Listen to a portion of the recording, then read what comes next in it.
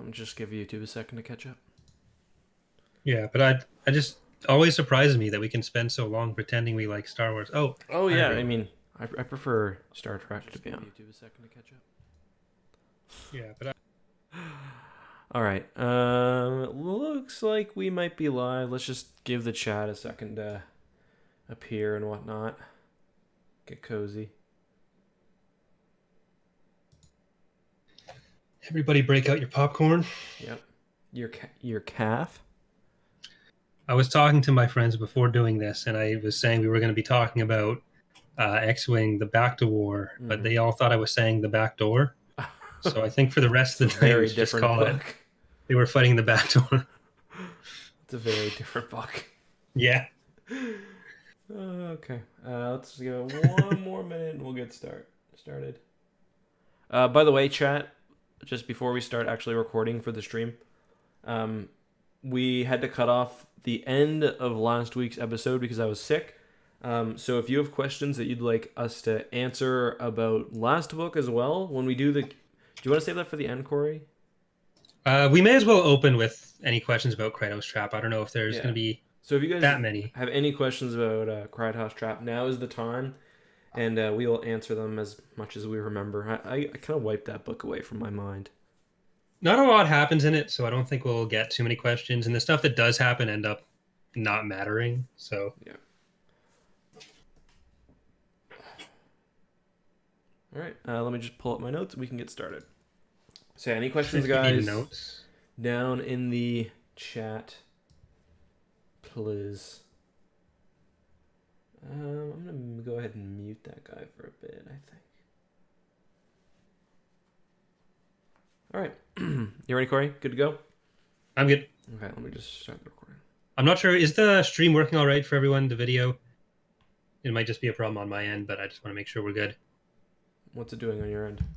I'm just getting the infinite reload. Oh, really? Can you guys see the screen right now?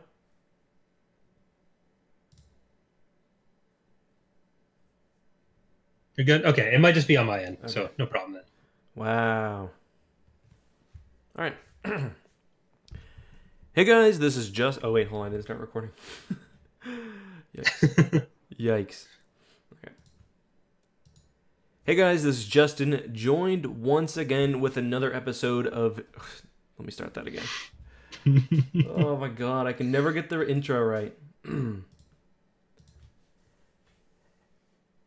Hey guys, this is Justin, joined once again by Corey for another episode of Tapcaf Transmissions. Today we are ending the first little saga of the X-WING series with Book 4, The Bacta War. Corey, how are you doing?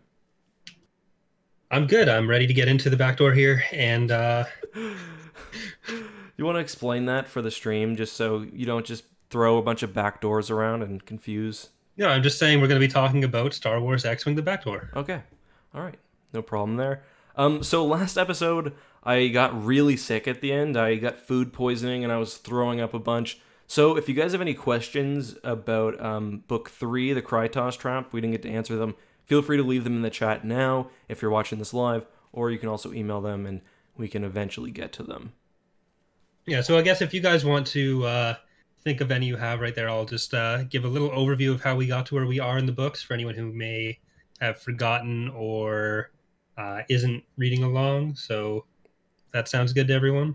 For shame if you're not reading along, because these books are really fun. Well, not the Kratos Trap's not that fun. Yeah, so at the end of Kratos Trap, for those of you who decided not to finish the book, at the very least, the rogues decide that since the New Republic's strategy is going to be going after Warlord Zinj because they think Isan Isard, who has taken over Thyferra to control Bacta production in the galaxy, which they need to fight the Kratos virus, the New Republic government calls that just a bit of internal politics that they don't want to interfere with. Right. So the rogues' response is to all resign their commissions, and we'll talk a lot about how valid that interpretation is. Yeah, I'm sure there's some legal analysis to do there. Yeah. The rogues decide they are going to leave their commissions in the New Republic and start fighting a more guerrilla rebel-style warfare on their own against Isard and focus on liberating Thyferra. So, it's just as Justin said, this is the last book in that arc. So, Yeah, so for even more background for those of you who missed Star Wars up to now, Bacta is basically a healing fluid. It's the thing that Luke floats around in a diaper in Episode 5. The reason they need that not only is because, they're fighting and, people get injured and stuff, but also because, as Corey alluded to, in Book 2, the Empire releases this super nasty disease on Coruscant, which they've kind of given to the New Republic, and the only thing that can really cure it is Bacta. So obviously, demand is extremely high, and now that Izani Isard, who is kind of like the main baddie, has full control over Thyferra, which is the main Bacta producer in the galaxy, she essentially has a whole lot of power. Yeah, so a lot of that has been established in the previous books, and it's something that doesn't come up a lot in Bacta War. So a lot of the characters like Admiral Akbar and the rest of the Provisional Council that would show up pretty regularly in the previous books kind of fall by the wayside, and we're just focusing on Wedge's rogue operation here. Yeah, I guess the only real New Republic character we get is the Krakens for a little bit. Other than that, it's kind of a lot more similar to Book 1 in that way. But even Book 1 has the Akbar stuff. But it's kind of a nice change of pace, I thought. Yeah, and we've sort of been tracking our own pet peeves about references and stuff throughout the series where you've been focusing on odds and I've been focusing on Akbar ocean metaphors. And even though Akbar is not in this book, there is one that Mirax makes that I'm going to try to find where it's basically just an Akbar line. I missed that. There's not as many odds in this one either. Because I only got one. Did you get the one that Booster says? Because Booster basically says, he doesn't directly say, his is about Corellian odds, not Rogue Squadron odds, because both Corellians and Rogue Squadron pilots are known for defying odds. Very important and to keep that in mind. Yeah, I didn't get that one. I had an earlier one, very early on in the book, where Corran gives the usual, I'm a Corellian. Yeah. Or is it Corran? Yeah. I'm a Corellian, what use do I have for odds? So at least it's there. It's not as overrepresented as it usually is, but at least we're there. Yeah, hold on. I think I've got the quote here. There's also section 2 where it's like Corran and Wedge and Booster, and they're basically like 3 Corellians. We got this. Again, kind of indirect reference to Corellian just being very... they've got like a lot of swagger, I guess. Yeah, so I think I found the Mirax one. It's... Or maybe it's Card. No, it's Mirax. Either way. What is it? Did you actually... Corran crystals rarely make it off Mon Calamari. Card definitely fishes for items with a very wide and fine net. So they got it in. Yeah, right. Also, on that note, can we just point out like how extra Corellians are with like the way they die and their funeral rites and stuff?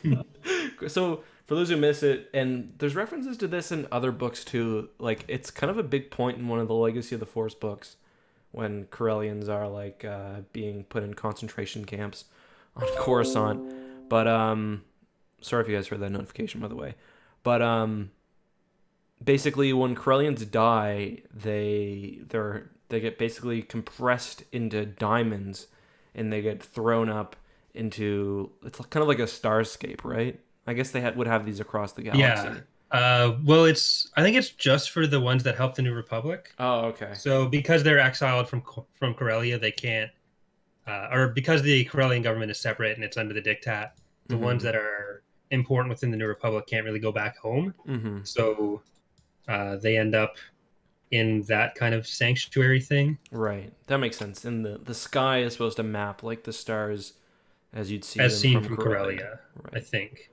I would assume diamonds aren't a super valuable commodity in Star Wars, where like you can manipulate gravity and stuff and exert immense pressure and no problem.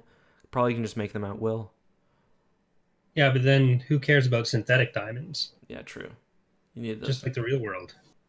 Yeah, but can you imagine Can you imagine just going to a party and you got like a full ring on and be like, I'm wearing Nana today. I'm wearing Uncle Lewis.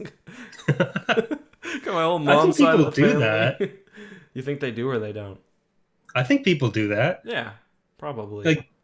So for my mom's funeral, instead of she decided that funeral favor things should be a thing. And she got a bunch of saplings that she wanted her ashes mixed in, and we gave them out to everyone. It's kind of creepy, but the idea was basically then trees everywhere. So the idea that people would turn them into jewelry and give out their relatives, I think that's a fairly but not that far fetched. You say that, but then like you're wearing like Nana has a grill, you know, or like hey, you got your brother on like your belt or something. It's just like it could happen.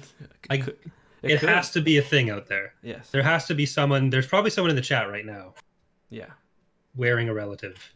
Probably. Maybe like a nice coat too, if you want to go really far with it. I can't believe how far we've managed to get off track so early on in the book. I don't think we've covered a single plot point that actually happens in this book. All right, so I guess we'll give a brief overview of the general plot of the book, but we're still playing around with the best way to do the format for it, but we're going to try to stay mostly on track, which we never do. But so yeah, the book opens up where Corran, at the end of the last book, he had been approached by Luke Skywalker. I thought you were going to say Mirax. That too. But Corran had been approached by Luke, asking him to join his effort to rebuild the Jedi Order, because Corran's grandfather was a Jedi named Nisha Halcyon. That's exactly what Wedge's accent sounds like in the audiobook, by the way. Oh boy. So totally on purpose. But Corran turned him down because he wanted to help with freeing the prisoners from LUSANKYA, which included Yondu Dana. And he's talking to Mirax. They have some fun little couple times together, talking about just stuff that we probably can't repeat on the podcast. We probably will later. But I mean, I've got a nice quote from the beginning of this book that I'll read in a few minutes. Because would you like to get it out now, or do you want to? Yeah, I probably should, because it's all I'm going to be able to think about until I read it. There you go. So Mirax and Corran, and Mirax is the daughter. So to set up the relationship a bit, because this is pretty important, it's kind of a conflict that is sort of ended in this book, but runs throughout the other three. Corran's father worked for Corsac, which is basically like the Mounties of Corellia. And the Mounties are the police of Canada. Yeah, exactly. So they're the Mounties of Corellia, which are the police of Canada. And then on the other hand, Mirax's father is Booster Tarek, a famous sort of, mostly a smuggler. He is a bit of a criminal, I guess, but not a particularly violent one. And the two fathers had a rivalry with Corran's father, trying to chase Booster down for quite a while, and eventually catching him and sending him to prison for 5 years. So it's kind of like a bit of a Romeo and Juliet situation, but by this book, they're fully together, and we get a beautiful little paragraph from one of the first pages. Corran is up at night thinking about his lightsaber and how he wants to be, how he's not sure, whether he should be a Jedi or whether he should be a Rogue Squadron pilot. And Mirax comes out, and she's basically like, "Look, what are you doing up so late?" She says, "Corran Horn, this is not an hour when you do your best work." Corran raised an eyebrow. "I seem to recall you singing a different tune last evening about this time." "At that time, you weren't concerned with the Izani Isard. You were concerned with me. Ah, and that makes the difference. From my perspective, you bet." She took the lightsaber from his hand and set it atop the dresser. And I think if you're willing to work with me, I can share that perspective with you. He kissed her on the tip of the nose. "It would be my pleasure. That, Lieutenant Horn, is just half the objective here." That's like pretty damn close to like full on 99-cent pulp. Like, they may as well have just thrown in the line, then she gave it. Yeah, exactly. He gave her his Lieutenant Horn. Like, why not at that point, right?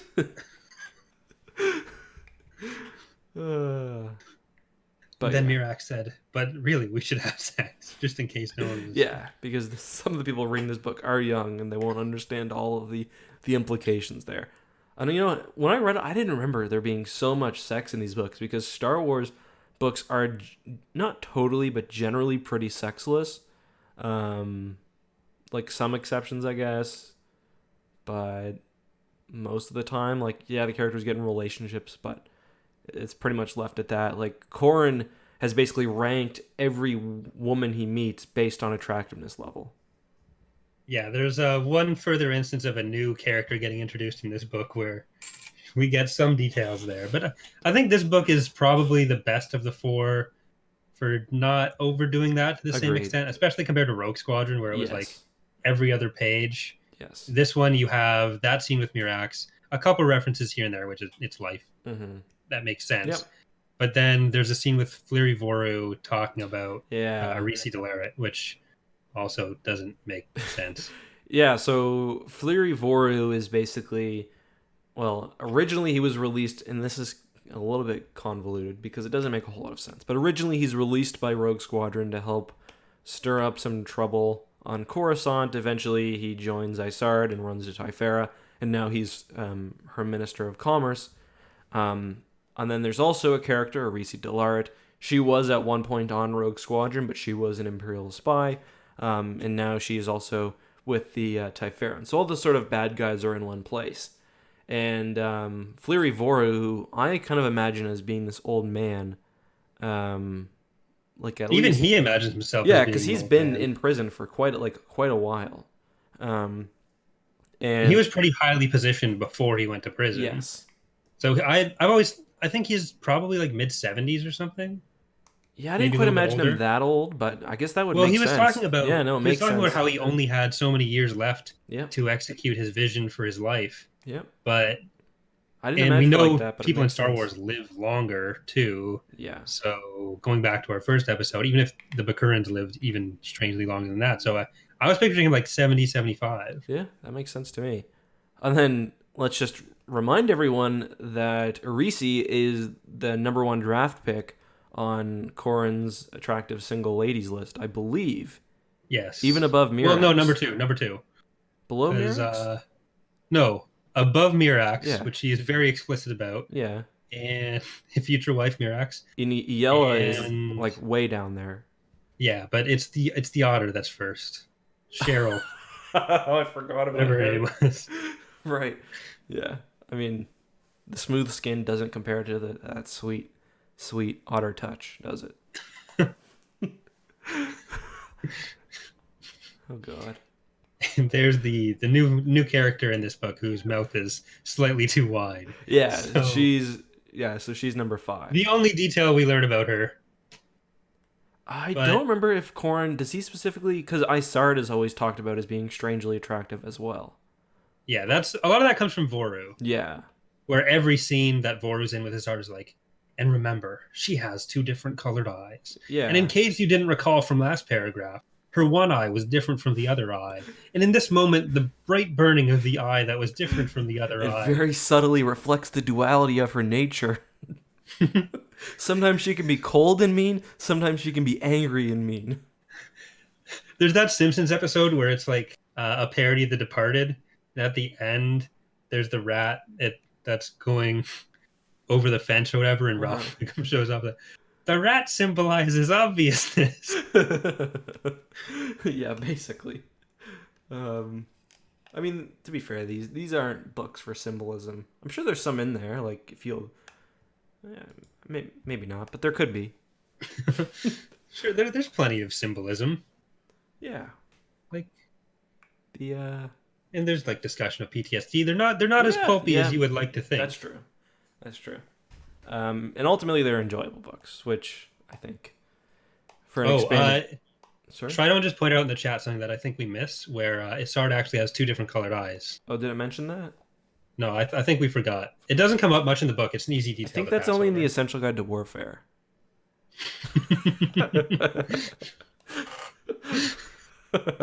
You got to go deep into the source books to get this. Yeah, if you look in the there was an old Gamer Guide magazine, and just one picture of her, black and white, but the shades are different, so people assume. Took a lot. We should probably collaborate on a lore video to get to the root of this issue. We should. Anyway, I don't think we've talked about anything of substance yet. All right, so for Okay. The broader part of the book, we're talking about Wedge, or the book we're not talking about. The book is talking about Wedge's leadership, or the attempts that Wedge is leading to undermine Isard's attempts to control the back to production, back to distribution across the galaxy. This is probably where episode 1 got the idea that economics and trade disputes was the best way to go for the trilogy. Of course. So generally what the Rogue Squadron members' goal is they are going to try to build up their resources, and they are going to raid the Bacta convoys as they're sent out. They'll hijack all the Bacta transports, and they'll send them out to other planets that need them. So we won't go too much, I don't think, into the individual execution of that, except for when it comes directly to the Corruptor, which is one of Isard's ships. I mean, both forces are pretty simple in what they have. Like, Isard only has... She's got 2 Imp 2s, a Victory, and the Super Star Destroyer itself. Yeah, so there's the Corruptor, which is the Victory Star Destroyer. There's the Virulence and the Avarice, I think, which are the Imperial Star Destroyers, and LUSANKYA, which is the Super Star Destroyer.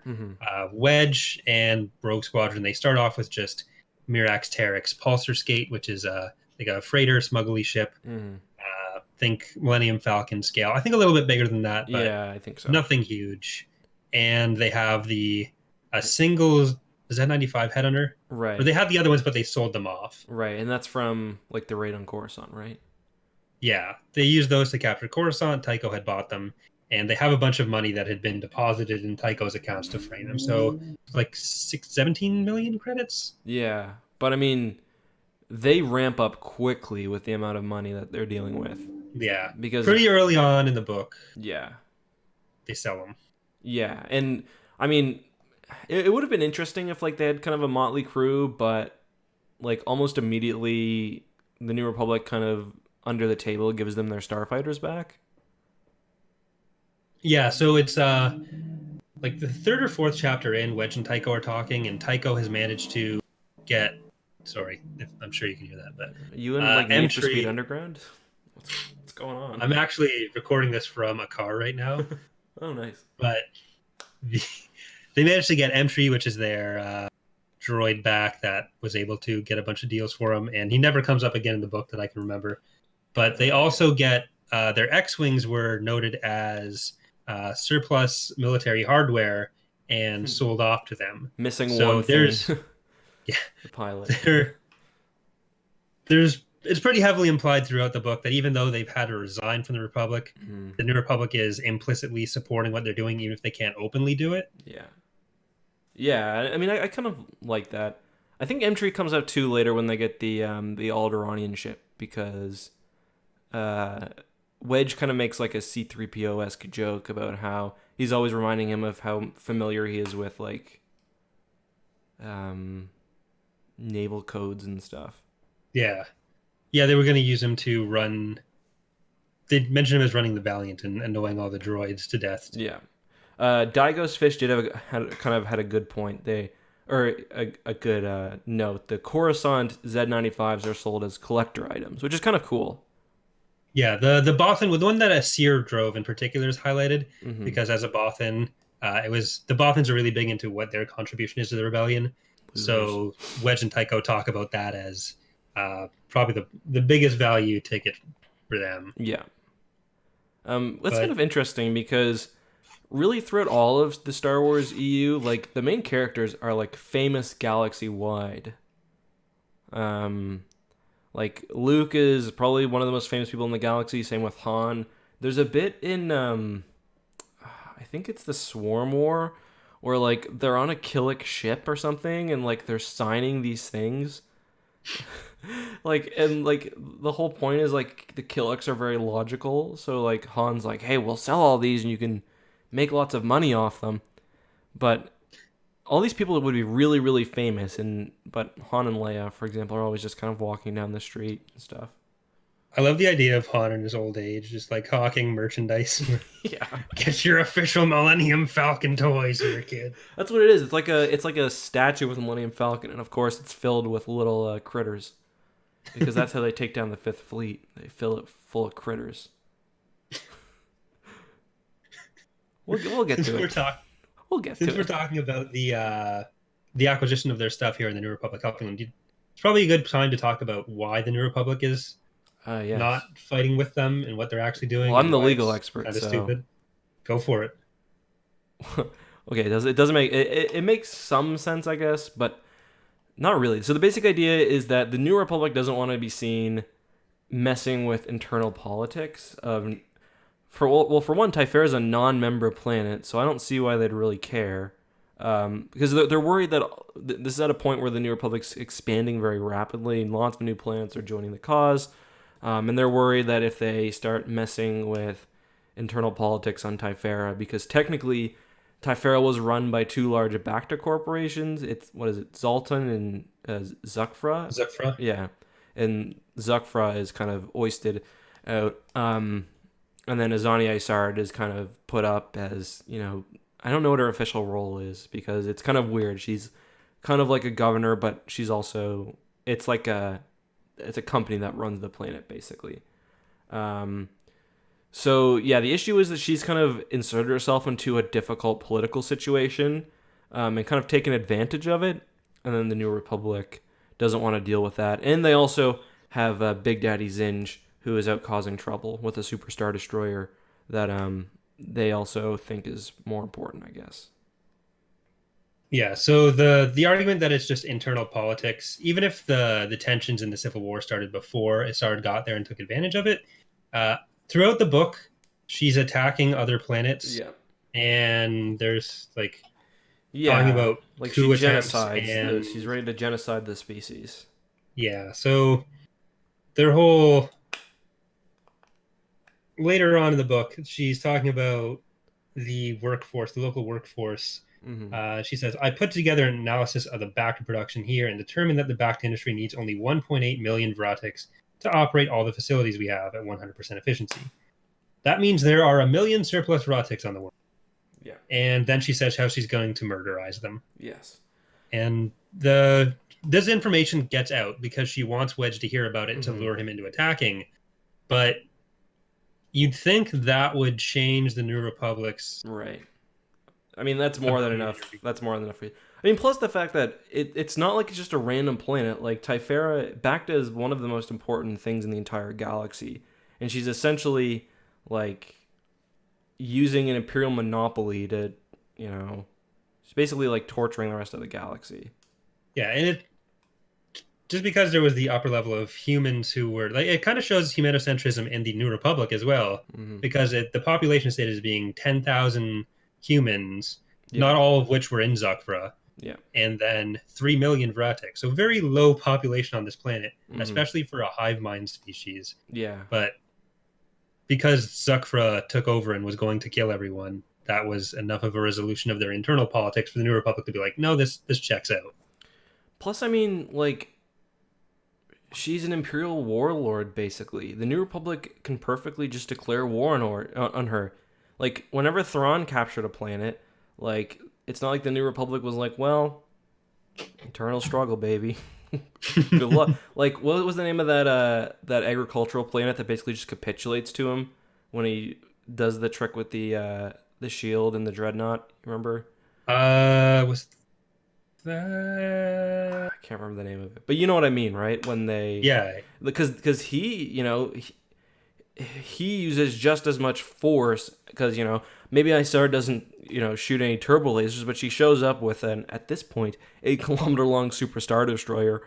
How is that different than and she's just poisoned a planet. She's just killed potentially billions of people. Oh yeah, it was Yukio. Thank you, Die Ghost Fish. She's just killed billions of people. Yeah, and she's taking over the planet so that she can stop the treatment in the galaxy of... Yeah, so I don't think diplomatic immunity counts at this point. Yeah, their reason for not getting involved is tenuous at best.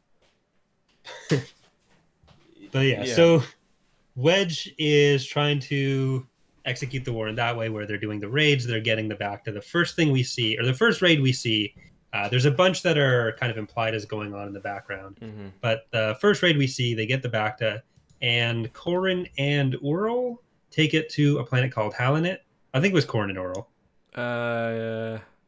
Yeah, I think so.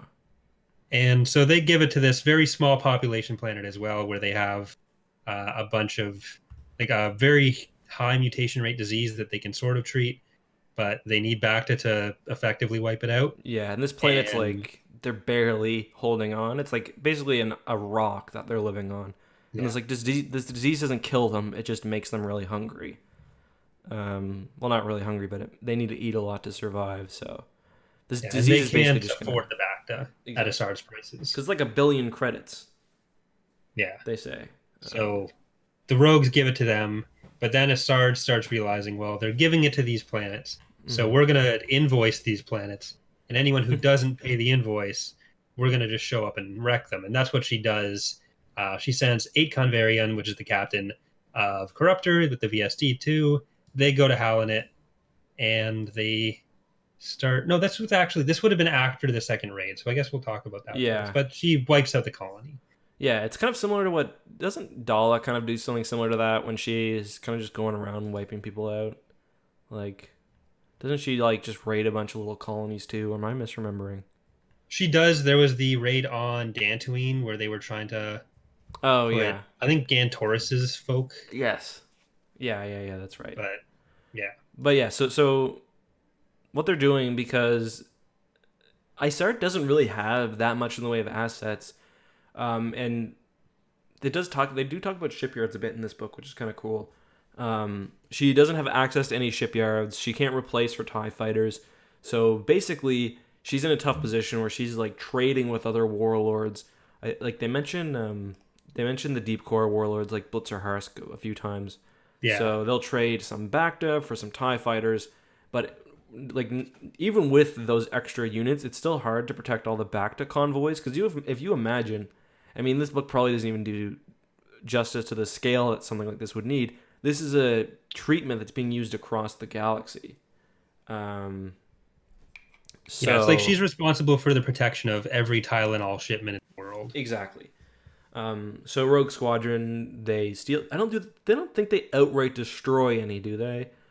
They a do colony. eventually destroy the production facility on Kretsu 5, Right. but they're mostly trying to just hijack as much Bacta as possible and give it to people. They're Robin Hooding all the Bacta. Right. And you know what? I got a real problem with something Wedge does here. In the first raid? On the convoy? Well, I'll save it for the second raid. Okay. Well, right after the first raid, since we're going to try to get there pretty quickly, Yeah. there's another scene between Isard and Fleury Voru. There's going to be a few throughout the book where Isard just like rails at people, especially Arisi Dalaret and Fleury Voru, where no one likes her in this book. She's always saying the wrong thing. So there's a few scenes like that. There's another. Unhinged. Yeah. There's a quick segment where Corrin goes down to Thyferra and is delivering some supplies. They find out Bror Jace is alive. We'll talk about that in a minute. But at this part, the main thing that happens for Rogue Squadron is they pick up a bunch of new assets. So 2 old Rogue Squadron, I think they were both pilots. I don't know if Sextus was. I don't think Sextus was. Okay. So Elskol was, Sextus wasn't? He might have been. Let me just check. I don't think Sextus was. Well, either way, they pick up some old associates of Wedge who is they're gonna be in charge of running the rebellion on the planet. So they're gonna be trying to organize the Ashern or working with the Ashern. But they also get some Twi'leks who show up in the Death Seed fighters that we heard about in the last book. So now there's, I think, 2 squadrons worth of extra Death Seed fighters. Yeah, they usually only run one at a time, though.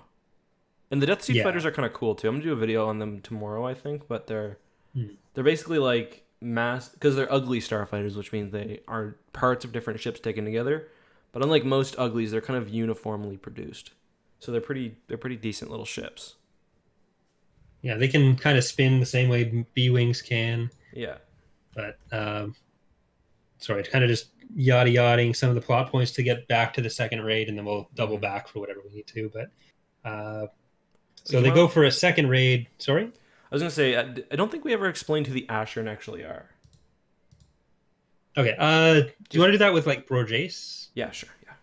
So we'll just do the second raid, talk about the attack on Halanet, and then come back to the Ashern and all the stuff on the planet. Cool. One thing that we do have a viewer question, kind of on because we're talking about equipment. One thing that's unique is after they get their X-Wings back, we kind of talked about this. Basically, the New Republic kind of gives it to them under the table. It's heavily suggested anyway. They each kind of paint them uniquely.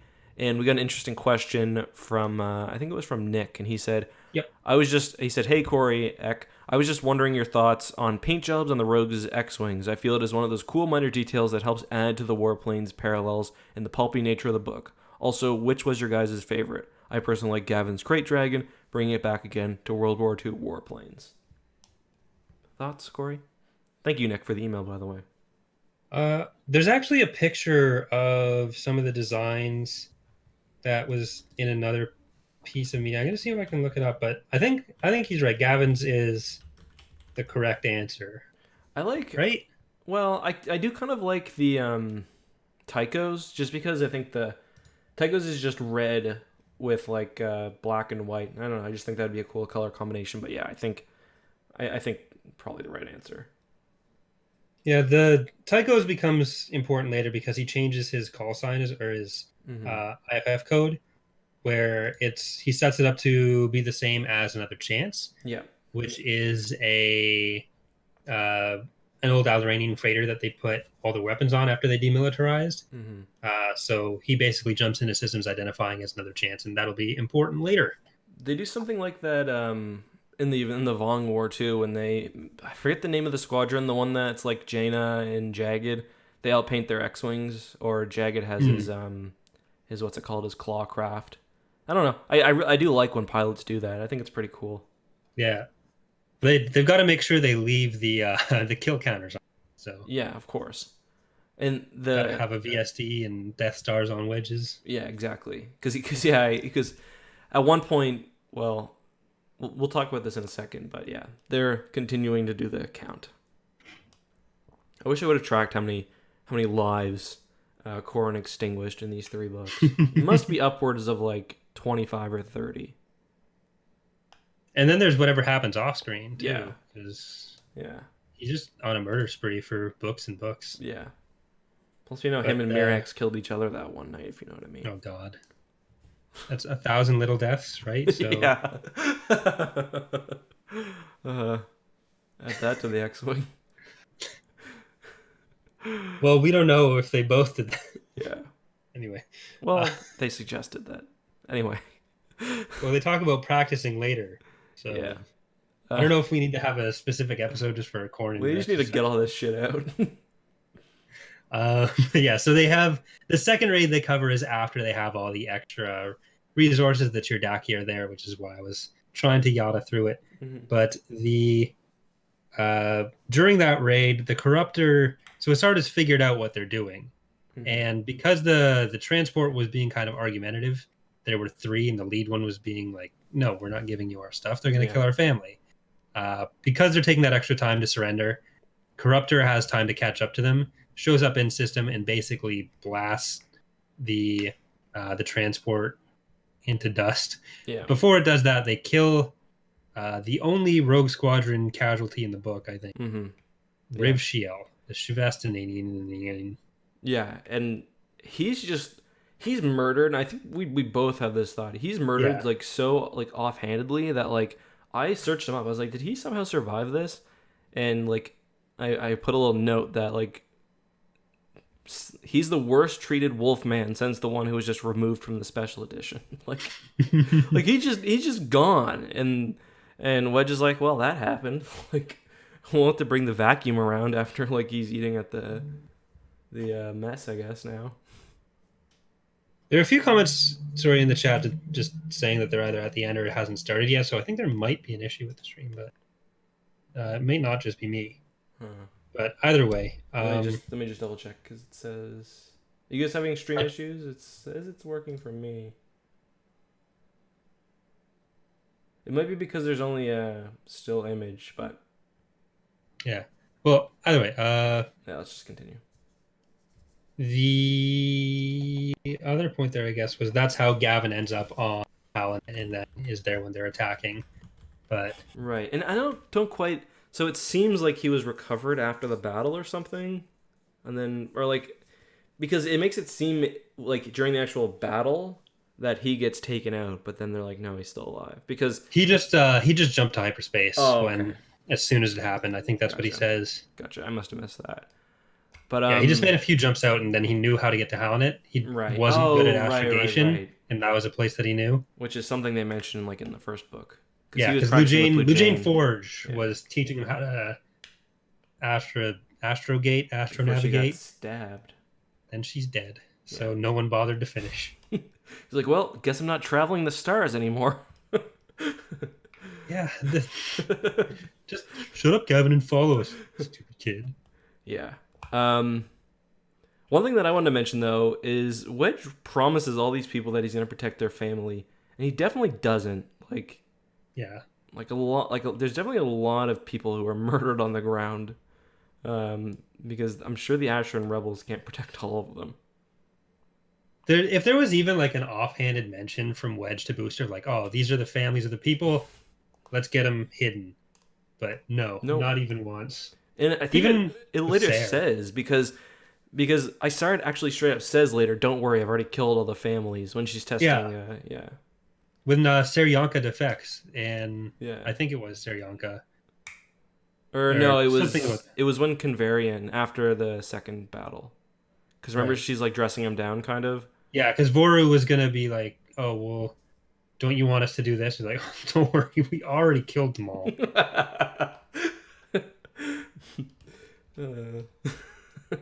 Yeah, basically.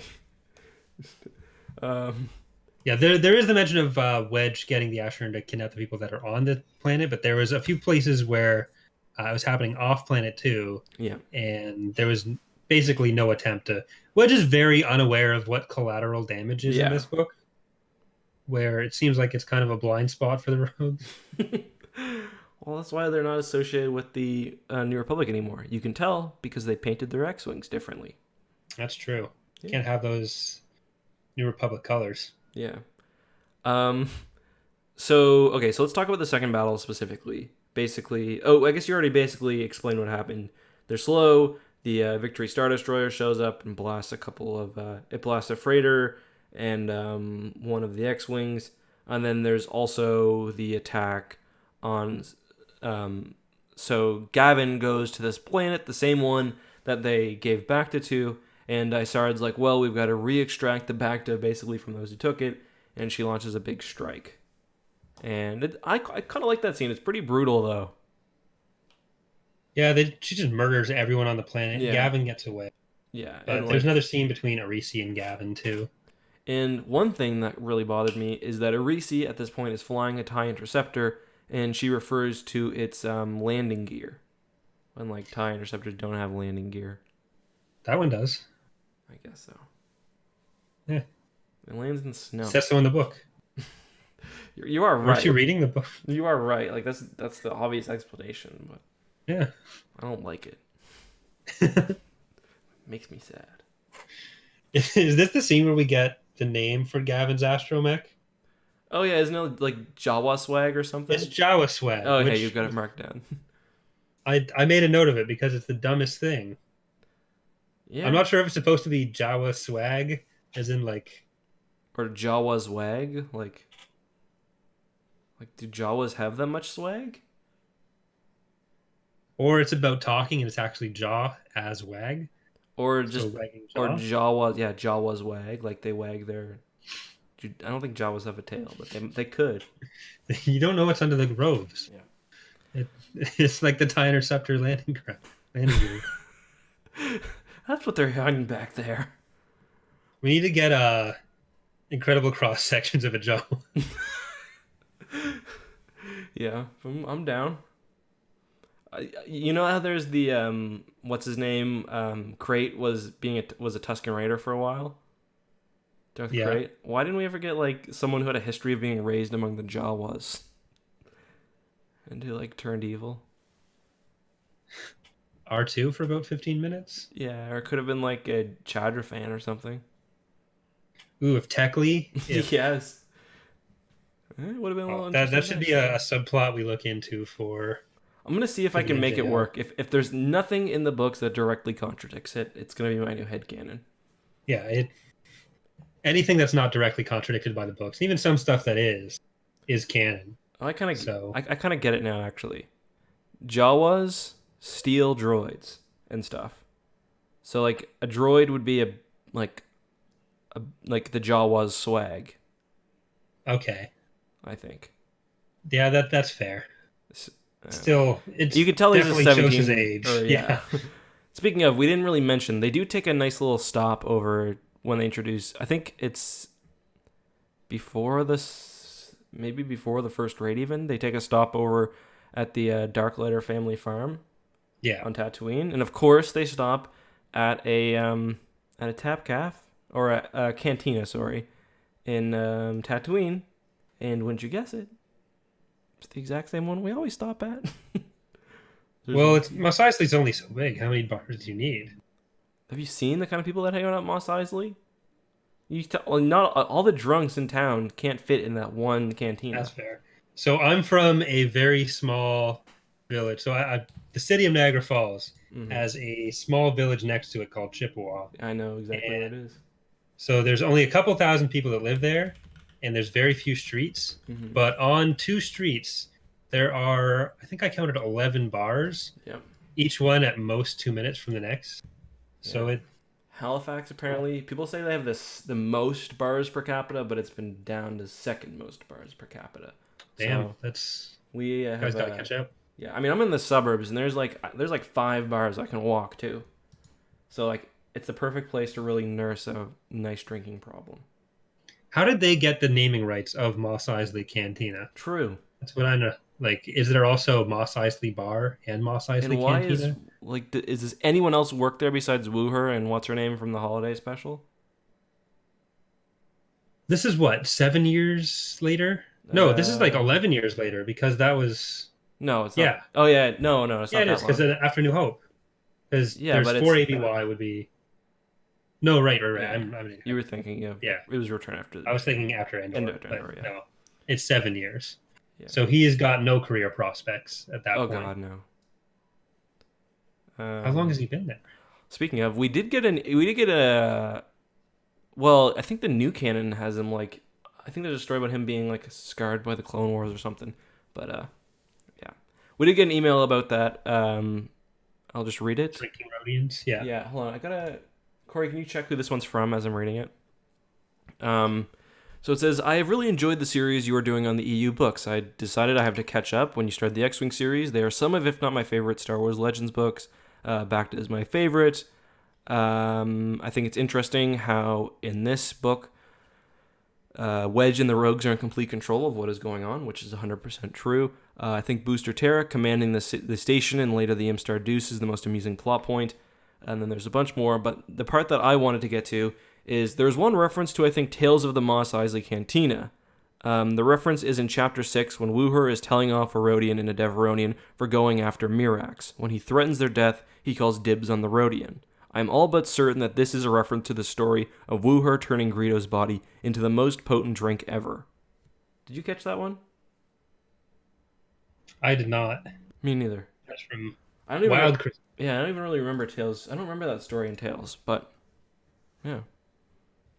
Interesting reference. Did you get the name of the person who sent that? Wild Chris Man. It's right under the. Oh, well, thank you very much. Appreciate that. That's how emails work. If you just scroll down below the message. Corey, I copied it to a different notepad and I forgot to take the name. Okay. God, why do you make me use my big boy voice on the podcast? I was thinking that you were just reading from the thing, but well, so when you were copying, that's another thing you could do where you could just continue scrolling with that, and then you could copy the name as well. But that's just me. Well, I'm not quite sophisticated. I don't know how you do things on the East Coast, but here in Ontario, we have droids who do that for us out here. Yeah, we're gonna get into some local Canadian regional politics. Goddamn upper Canadian.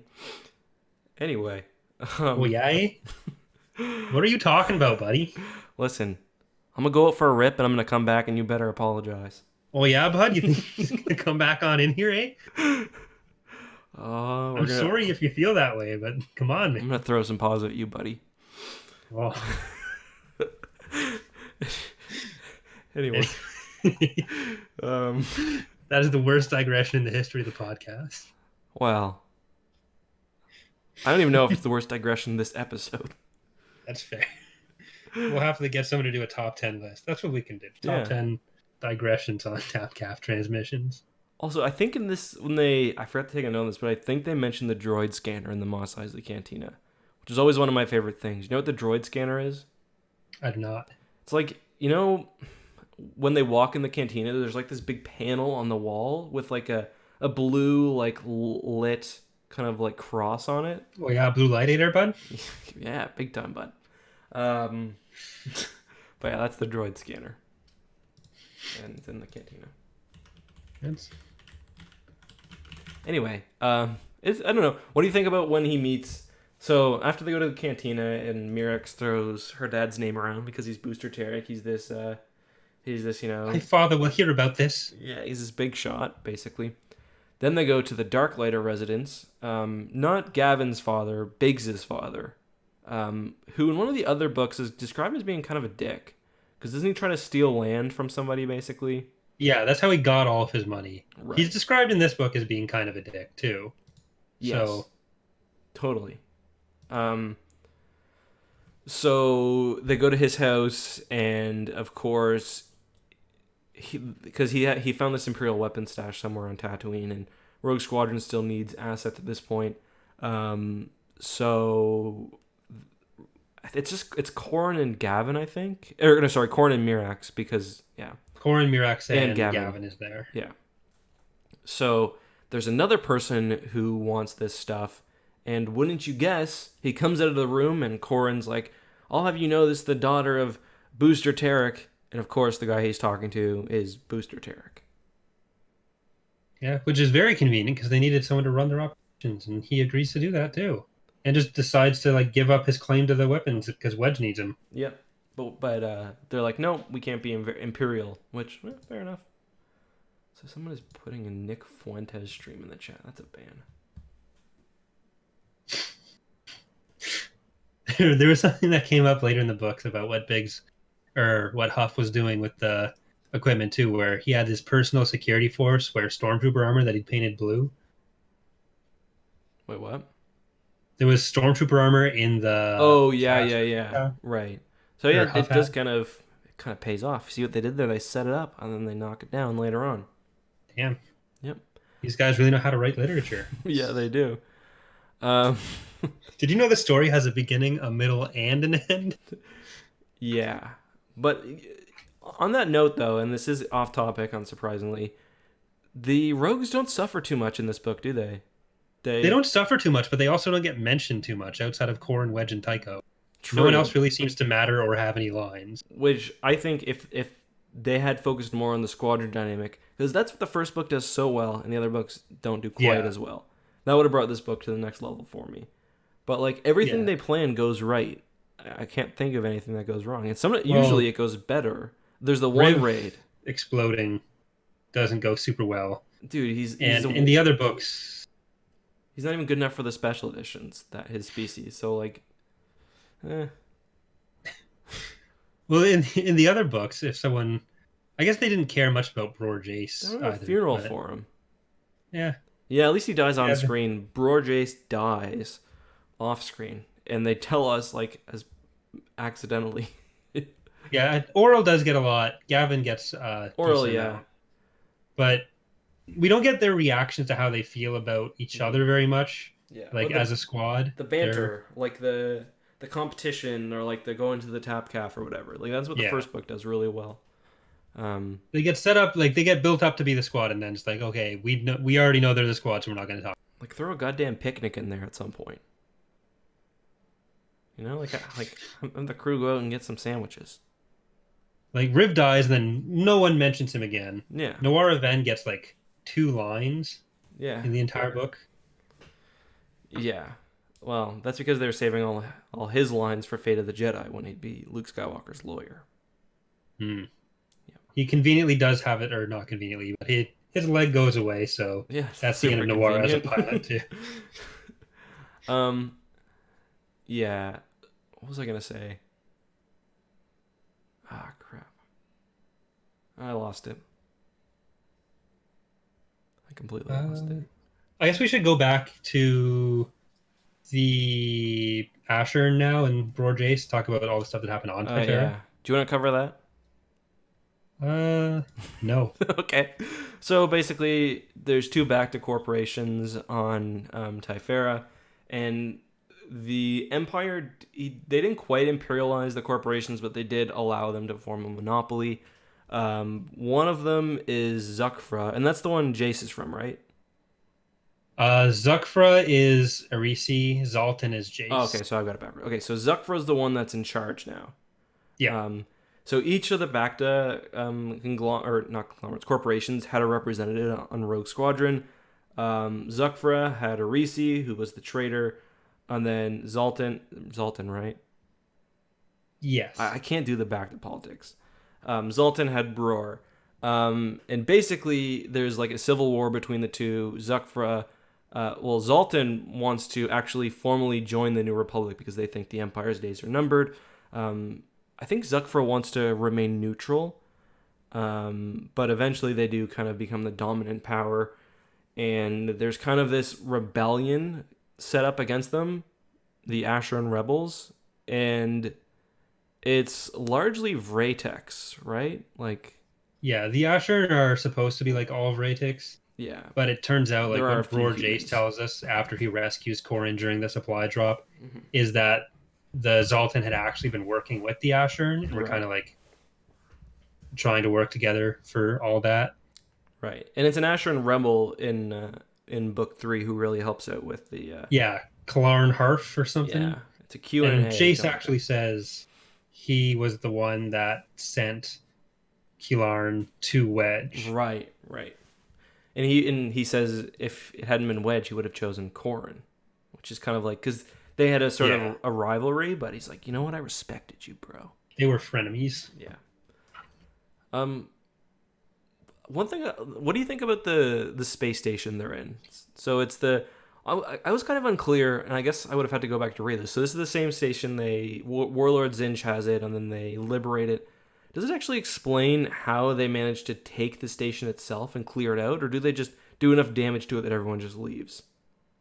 Well, they got to it in the last book, and then it just surrenders to them. Oh, okay. So, because it was Zinja's station, and they show up, they take out the TIE fighters, and we can either nuke you with stuff, or you can just give up and let us have it. Yeah, so, and that's over Yag'Dhul, which is where the Given are from. And the Given are another exoskeleton species. So there's lots of bugs, lots of exoskeletons. But one thing that I find kind of weird is the fact that the station manages to stay secret for so long. Because it seems like there's a lot of people going there. And I expected that Rogue Squadron would try to keep their involvement hidden, keep everyone stay on one level, but Corrin will come back from a mission and he'll be like, well, I guess I'm going to the Tapcaf. Yeah, it's a pretty open secret that it's the Rogues running it, Boosters running it for the Rogues. Yeah. And all Boosters people show up there. But Pash has it listed as having been destroyed in New Republic records, and that's kind of what Isard operates off of. So they just kind of take her word for it until they expose that they're there. She clearly uses smugglers because she has that whole thing with Molina, but yeah, somehow word doesn't get to her until the very end that they're hiding it there. But during I guess the next major thing unless there's anything you want to talk about with Corrin on Thyferra during that raid where he kind of tries to do some Jedi stuff and fails, and then they meet Bror. I think it's all kind of. I do like how when they're healing him, he's got real good Bacta, and he's they fix him up in 2 days. He thinks he's in the tank. Keep the good stuff for himself. I think he's in the tank for a week, and he's like, "Nah, man, we got the good here." Yeah, we're not using that garbage we sell to the rest of you. Yeah, this is that good shit. But the first destruction of one of they're basically trying to pull apart Isard's focus because she only has the 4 ships. They don't want to fight them all at once. But Isard figures out where they're going to transfer some supplies because one of Talon Card's people, who is working to supply the Wedge's forces with weapons through a deal that Booster had made with Talon Card. One of his associates, what's her name? Melina, isn't it? Melina Karnas? Melina Karnas, I think it is. Yeah. Has sold them out. She's working for Isard and says where they're going to be doing the transfer, which, like almost everything else, is at the graveyard of Alderaan. Because why not? It's the symbolism, but also the obviousness. Yeah, like let's make Tycho feel shitty for an hour. So they get to Alderaan, and when they're in the middle of the transfer, 8 Convarion shows up with the Corruptor, which is the VSD, and tries to destroy everyone. But luckily, they don't just have their freighters and their X-Wing. There's a puppy in the system named Valiant, Sweet which old is boy. an Alderaan, an Alderaanian war frigate? War frigate. Yeah. They call it a war cruiser sometimes, too. Well, I think another chance is the cruiser, and then there's the 3 frigates that were tied to it. And in the audiobook, they call it a Carrack later on, too. Because they say Carrack sized in the book, so the audiobook thinks that it's a Carrack cruiser. Well, they also, if you want to go into how Valiant finds them and what the audiobook has to say about that. Oh, yeah. So basically, in the book, what happens is, so there's this, like we explained earlier, there was this Alderaan and Legends, I think probably canon too, basically demilitarized, and somehow they fit all of their weapons on this ship, which is kind of like flying around space, and it's called Another Chance. And it's protected by these 3 ships, and there's one remaining, and basically it sniffs out when the fighters are adding paint and stuff, and to seem like they're separate from the New Republic, they also changed their IFF tags, basically like their codes, their transponder codes. And this ship was meant to protect Another Chance. So Tycho, being an Alderaanian, gives his code. He calls himself Another Chance. So when he comes in space, the ship thinks it's him. Well, the audiobook, for some reason, says that not only did he have the IFF code, but Tycho's ship looked like Another Chance, despite the fact that Tycho is flying an X-Wing and Another Chance is like this frigate. And that's kind of the problem with these audiobooks. They're 3 hours long, basically. I listened to almost all of it today after I finished reading. They're 3 hours long, and the problem with that is they try to summarize a lot of material, and sometimes they just do a bad job. Like calling the ship a Carrack, despite the fact that... but enough about the podcast. What does the audiobook do? What do you mean?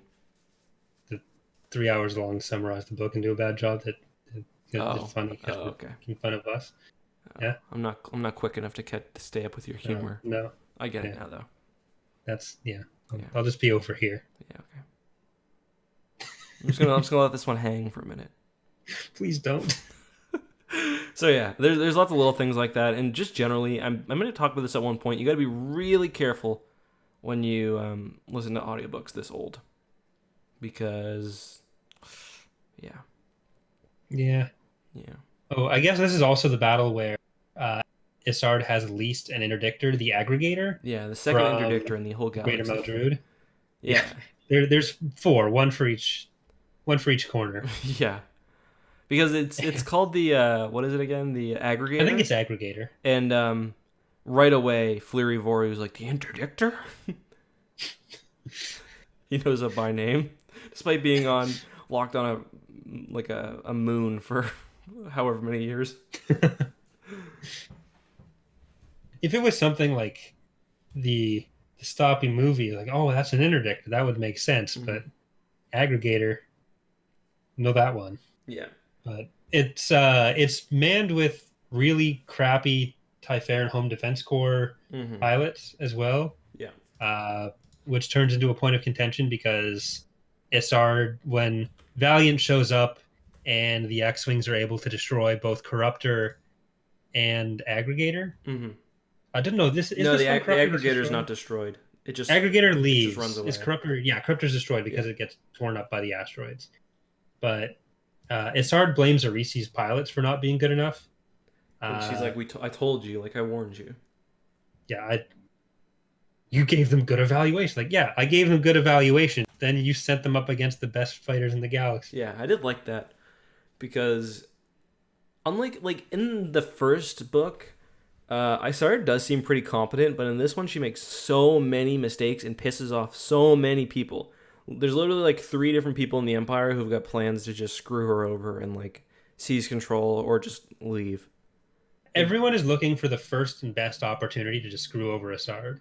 Yeah. Which I don't think I mentioned in the episode yet, but there's a line by Asir the Bothan in Rogue Squadron where they're talking about how they're going to defy Isard, and she's like, no one else will ever dare to oppose her. We don't. Literally everyone. Literally everyone in this book. There's not a single person in this book that looks at Asar and is like, you know what, you have the right idea. Yeah. Voru wants to betray her. Irisi wants to betray her. Seryanka does betray her. Joak Dryso, who's the captain of the LUSANKYA, would have, wants to betray her because he wants control of everything. Like, there's literally no one at any point in this book who says a single positive thing about Isard. Yeah. Not once. Also, Joak's kind of funny because he's like, he thinks he's got a good plan, but it's so crappy. He's like, Azani's an idiot. You know what I would do? I'd steal the LUSANKYA and take over Corellia. And then take over Kuwat and Fondor and North Dakota and South Dakota. Going to Coruscant to take back the White House. Yeah. Because the last SSD to attack Corellia, that went so well. Right. Like, he's just... All the Imperials are just totally, like, deluded at this point. See, what she's doing wrong is not taking over the galaxy. Yeah. What I'd do is I'd take over the galaxy. Honestly, and my plan is to take all the planets in the galaxy to accomplish that. He's like, all I have to do is take every shipyard. Like, take every shipyard and unite all the warlords. Yeah. That'll work. Yeah. That's what she should have been doing. Fleury Voru is actually probably the most reasonable because he's like, I'm just going to run away. Yeah. I'm like, fair my play. plan is to not die. Who's with me? Take the number 1 draft pick for Corran Horn's haunt list with me too. I do like that scene where he's like, you can come with me, and she's like, as a pilot or as a security advisor, as a security advisor or whatever, or as a love interest. Personal. Yeah. And he's like, well, having you as a security advisor would be valuable, but having you as a love interest would be invaluable. And she's basically like, well, security advisor it is. I can... She's like, not feeling that, bud. We'll see where it goes. Yeah. They said. Yeah. But yeah, so she's down a ship, the weakest ship, but yeah, they kind of portray Eight Convarian as the most Isardi captain who's going to take the most risks and be the most dangerous. I mean, he does a good job of the first, like in the first battle, but yeah, well, he blew up a freighter, and some and not even some X-wings. And I'm pretty sure that Shirdaki Death Seed fighters are literally just there so they can have casualties that aren't Rogue Squadron pilots. But he does manage to blow up a Rogue Squadron pilot too. And I think they do get 2 of the Death Seeds too. So I mean, it's there was 3 or 4 people that die there, and that's it. Too bad too bad they stole 1 billion credits worth of Bacta the day before. So, but it's pretty soon after the loss of Corruptor that she loses the second one, where we pretty much right away go to a scene of Seryanka going to. It's a weird planet. It's like a Abramamaru. Yeah. And he's meeting his mistress, who's like the wife of the Moff, the local Moff. And he's trying to dress to impress both of them, because I guess the Moff is unaware of what's going on. Right. But he's like, do I wear my red Admiral's uniform, which no one else in Star Wars beside Azani Isard has? She has ruined this color for me. Yeah. Or black. But on his way there, he's thinking like, yeah, Isard's an idiot. I'd rather not Man, the Empire sucks now. I even felt bad about this under Palpatine, but at least I could be like, you know what? Someone has to do what I'm doing. I'm just attacking pirates. Yeah. And at least the government's legal. But now, I hate what I'm doing, and I hate who I'm doing it for. I do like how the I started totally misplayed the Krytos virus, because it's almost like Death Star 2.0 in that it kind of seems to lead to a bunch of Imperials being like, nah, like this isn't for me anymore. Because that's kind of what happened with Tycho. He was like, the book reminds a few times he's like Skyping with his family on Alderaan when they get blown up. Yeah, and then they try to blame the rebels on it. Yeah, and he's like, I don't know. I'm not about this. Yeah, and then it was just really sad because it was a really good year for, as we learned, it was a really good year for Alderaanian wine, but no one got to. It gets extra aerated. From the yeah. But yeah, it seems like a lot of people aren't down with like inflicting genocide against various alien races, which is good for them. Yeah. You know, we've spent so much of the last 3 episodes talking about, does Curtin Lore actually support this shit? Mm-hmm. So it's nice to get just Seryanka, the first scene we have with him, saying, nope. Yeah. So he's approached by, it's like a little strike team of like Wedge and some of the boys. And which at first he thinks it's like some kind of weird foreplay. Yeah. Because they're wearing blue stormtrooper gear, and his mistress is wearing a blue dress. And we're getting more people involved in this, I guess. And he's like, the blue of her dress reminds me of many passionate nights we had. And he's like, sees the stormtrooper armor, and he's like, well, now I'm confused. I mean, stormtroopers are ruined for me now. I'll put it on if that's what you really want. And then they're like, and then obviously she screams, and he thinks they're gonna kill her. He's like, nope, we're gonna make you very rich, and what they want is for him to basically defect with the Star Destroyer's crew. It seems like he would have done even without all the money. Yeah, so that was the biggest misplaced funds ever. Booster Tarek wouldn't have made that mistake. Yeah. That's probably why we get so much emphasis on how good Booster is, because the first scene we see with Wedge actually negotiating, he just really screws the deal. Speaking of, this is the first... I don't remember if he was mentioned, but this is the first appearance of Talon Card. I feel like he might have gotten a mention in an earlier book. Of who? Sorry? Talon Card. Well, chronologically, or... No, I just mean, like, in the books we've read so far. Yeah, in the books we read, yeah. Yeah. Obviously, like, they're starting to draw... characters from Thrawn. And that reminds me. So his associate Melina is just one of many people who were on Jabba's sail barge in Jabba's palace. Mara Jade was in there. I'm pretty sure that assassin that Talon Card uses. Shada Dakal? Yeah, I feel like Shada was there, but I don't remember. But yeah, just like everybody. And then there's a bunch of other named ones who have like really interesting backstories. It's like, oh, in Return of the Jedi, you see her and you think she's a dancer, but actually... Jabba's whole operation was filled She was Jabba's security chief. She was working for Palpatine. Sith Lord. Actually, if you look really closely in Episode 6 in the palace, you can see Darth Plagueis in the background. Yeah, he looks like he's actually a frog, or like a dog animal eating frogs, but in reality, yeah, it's Darth Plagueis.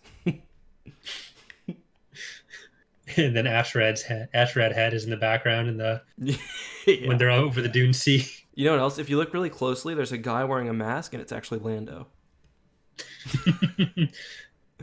And he wears that exact same mask in Solo. Oh, he does. Oh my God, he does. So that isn't something I picked up for that. Yeah, it was something that Lando carries around with him. Yeah, because we know that's my favorite part of Solo. My favorite part of Solo is when he's doing his little narration and he's talking about like Flame Winds of Thambaka or whichever, Flame Winds of Ossian or Star Cave of Thambaka. I don't remember which one of the old books he makes reference to, but it's funny. But yeah, lots of everybody that was ever on Tatooine ends up being like super important. And someone Dai said Shada was in Mos Eisley. I thought she was on the thing too, but yeah, I could be mistaken. Well, she was only in Mos Eisley Cantina because Jabba was trying to keep an eye on the cantina, right? That's true. So it all ties together. Another thing related to Jabba and Talon Card is we get another instance of someone saying Talon Card basically rose out of the shadow, or kind of like a power vacuum, because in Thrawn they talk about how Talon Card basically took over after Jabba died. In the Thrawn duology, we have Talon Card taking over George Cardass's organization, and in this one we have Talon Card taking over after Booster. All while being like, no one knows that he's like kind of as such a big shot. So I don't know, I thought it was kind of fitting with his character, but also like, damn, this dude knows what he's doing. Yeah, he takes over basically every smuggling operation in the galaxy. Yeah. Yeah, it ends up being very New Republic friendly by the end of it. So we've dealt with now Corruptor, and would have been Avarice that turns into fruit. Yeah, Avarice. Mm-hmm. So that just leaves LUSANKYA and Virulence. Mm-hmm. So Wedge is ready to spring the final phase of their trap and deal with Isard once and for all. This is around the time we talked about a little bit earlier, where Isard talks about wiping out all of the or 1 million of the Veratics, or 1.8 million of the Veratics. I forget which way it was. Keeping 1 million either way. So she leaks that information out to Wedge, and Wedge wants her to find them now in order to save the Veratics. And they feel like they can deal with everything now. They have all the missiles they wanted, all the proton torpedoes they wanted. Let me just see if the stream will restart. Looks like it's coming back. Okay. I think we're good. All right. Sorry about that. You were saying that he was basically getting supplies that we don't know what they're for. Yeah. So a lot of torpedoes, a lot of targeting stuff, and they now know that there's the operative within Card's organization, so they're going to let her leak the location of their base to Isard. Yeah.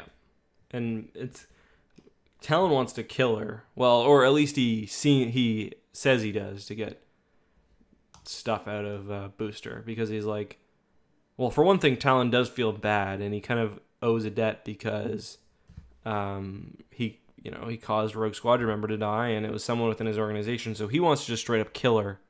And Booster's like, no, we gotta use her. Like, killing her, that would be noob level. Like,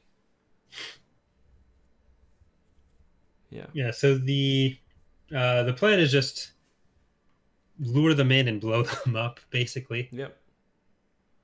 But one of the big points of it is that even though they have all the freighters outfitted with the proton torpedoes and everything, a bunch of targeting missile lock things go on the station itself, but they don't actually put any more missiles on the station. Yeah. So it's kind of like in Book 1 where it's kind of like Corrin is knocked out and Tycho's in the Lambda or whatever vehicles he's in, and Corrin has the guns but no targeting, so he links with Tycho and blasts the thing. It's kind of like that. They end up making basically 300 weapons seem like 600 because they take the targeting for some and attach to the station, so it seems like that has weapons. Then they take the other 300 and attach it to freighters without any sort of targeting modules, but that ends up working out anyways because they just link it up with the fighters. And they also get a gravity well generator Card gets for them. Right. So I think the idea behind that is that they're going to pull out the Virulence and the LUSANKYA a bit farther back in the system. Mm-hmm. I can't remember exactly what the point of it was, but I think that was it. I can't remember if there was like a secondary purpose. I think their plan was basically ran perfectly. They would leak the location of their base. The enemy would jump in. They would make a very obvious show of running away with fighters, and then I think that they would just hope that they could somehow split the fleet up. Yeah, so there was actually a discussion between Isard, Voru, and the captains of the ship. So Joak Dryso, who's now the captain of the LUSANKYA, and his kind of protege, who I can't remember the name of. Yeah. It was kind of a weird one, She where was she's in useless. charge of Erlin's. Yeah. Yeah. Where Izar's like, "Are you actually going to do anything if he doesn't tell you to?" Like, should I? Yeah. And But Dryso is saying, "I don't need help. I'm going to go do this on my own." But you want to go over how the battle proceeds at first? mm-hmm. I mean, he does have a good point because so you want to talk about like what actually happens? You mean? Well, if you want to go into the good point first, that's Yeah. good. I mean, his point is like, why bring like he's got a super star destroyer, and someone's like, well, they have that Alderaanian war frigate. You might want to bring the star destroyer, and he's like, bro, like, I've got a super star destroyer. Leave the ISD here, so we split our forces and. They can't hit both of us at once. And Isard's like, no, this Super Star Destroyer is basically the heart of our power. If we lose that, then we're screwed. So fair enough. They take both ships to Yag'Dhul, and because they've leaked, the rogues have leaked the location of the system. Booster Tarek is still there. A very brave moment for Booster Tarek. Especially because he's retired, that dude should be off resting. But he's like, you guys, like, you don't come in here, like, it's trouble. And then they go so far, they get hit by the gravity well generator, which locks them from running away. And then Booster hits them with a bunch of tractor beams, which is another thing they ordered. And then all the tractor beams are locked on the LUSANKYA, and he starts pinging them with the targeting computers for the missiles, making it seem like they've got 300 guns pointed at the ship. So the Star Destroyer, and what it thinks is an act of bravery, the virulence, moves in front of the SSD, kind of takes all the tractor beams, and then the LUSANKYA runs back to Thyferra. This is also something that we're going to be talking about again with after it becomes Air Adventure, because in the Hand of Thrawn duology, there's another situation where Booster's on the other end of it, where Air Adventure is locked up by a bunch of Station's tractor beams too. Yeah. And there's another thing with the ships that they're going to repeat later. Is that a Yag'Dhul as well? I know it's at the Imperial. No, that was at Over Sky. No, Yag'Minor. Yag'Minor, yeah, I knew it was something wild. Another Yag. Yeah. They're just rehashing plots at that point. Yeah.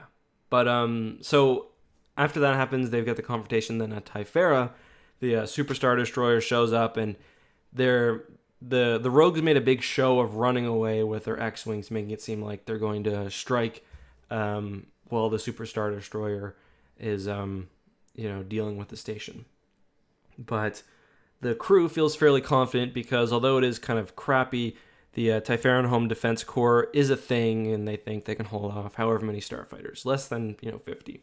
I think it's just 2 squads at this point, basically. Yeah, and the LUSANKYA had left its fighters back at Yag'Dhul. Yeah. So they'd scrambled them all, and then Dryso just got out as fast as possible. So they had none of their TIE fighters. Yeah. Just whatever the Thyferrans had. Yeah. And as we know, the pilots, except for one squadron led by Arisi, just aren't very good. They're very green, is what they say specifically.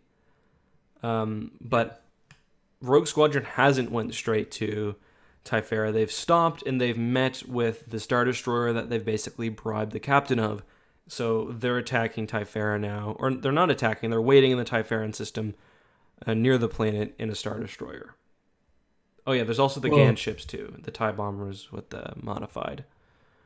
But we can maybe talk about that later, or not at all, whatever. Yeah.